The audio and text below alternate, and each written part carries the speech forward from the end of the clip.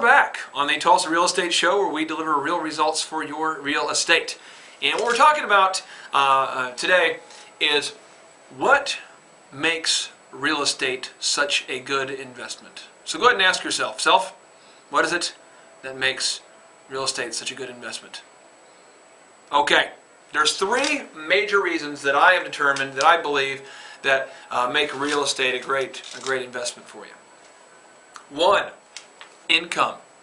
When you buy real estate, you can buy an income-producing property. Think about this for a second. Say you're a guy, you're watching this video, guy, girl, you live in a house right now with a roommate, you live in an apartment with a roommate, and you're both paying rent.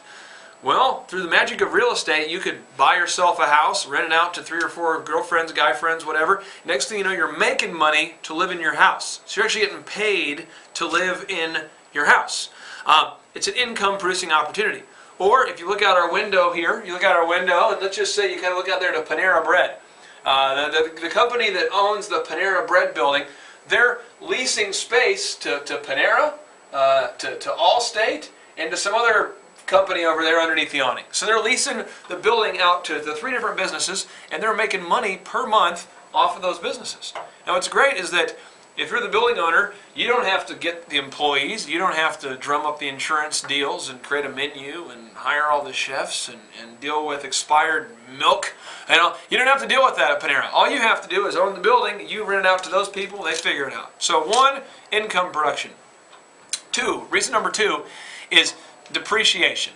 You can depreciate and or you can take a write-off as the property slowly depreciates its value. An example, if you have a building and let's say you're allowed to take $1,500 a year of depreciation off of your taxes, meaning that your building is losing value according to the tax records, you can basically take that depreciation off to offset your tax liability. So let's just say at the end of the year you owed $50,000 of taxes. Well, if you add some $1,500 of depreciation, you're only going to owe $48,500. So depreciation off your taxes is huge. And the third thing is appreciation. Appreciation. Now, if I look here into my fancy smancy is kind of a new term I've coined, fancy smancy. But if you look here onto the fancy smancy computer, and we look at the average price of a house, I'm going to use Google, which is probably the most reliable search engine, should you be searching for a search engine online. Okay, anyway, but if you look here, and we go ahead and type in the average cost of a home in 1981, you will see the average cost of American new home was $78,200. $78,200. Now, the average cost of a home in 2009, let's go ahead and do that. This just in from our home office, the average cost of a home in 2009 is, and we're back, the average price of a home tops $264,000. So, what I'm saying is, and basically from a time period of the 70s, the 80s, the 90s, so in 40 years, the cost of a home went up how much, Rick?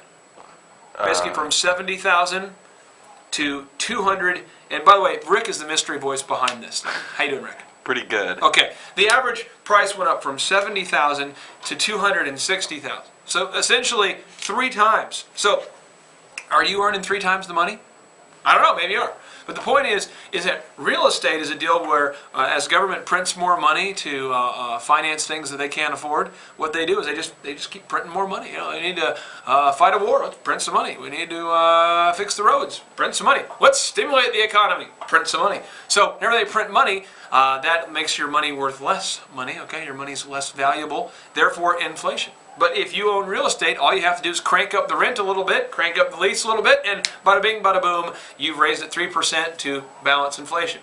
Example, let's say that you went to the store today, and Rick, you go to the store very often? Every once in a while. You go to the store, you ever buy yogurt? I do buy yogurt. I love yogurt. Let's say you go to the store, you're buying some yogurt.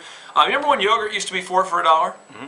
Well, now it's like 2 for $1.55. Something ridiculous, yeah. Yeah, so let's just say you go to the store and yogurt used to be 50 cents, but now yogurt is 55 cents. Okay, yogurt's 55 cents. It went up 55 cents. And your rent on your, you have a rent house and you rent it out for $1,000 a month. So you say, okay, the price went up roughly, 5%. So I'm just going to raise up my rent here times 5%. Boom!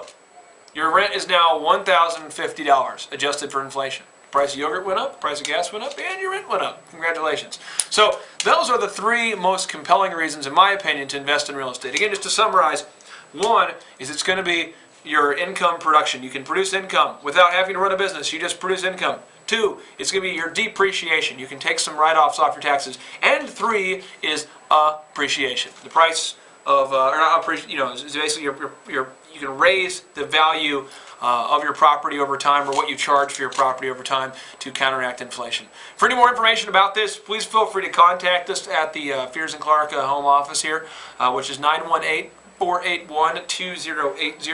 918-481-2080. For more information on how to get a haircut like mine, just go to Top Cuts, where they cut it short.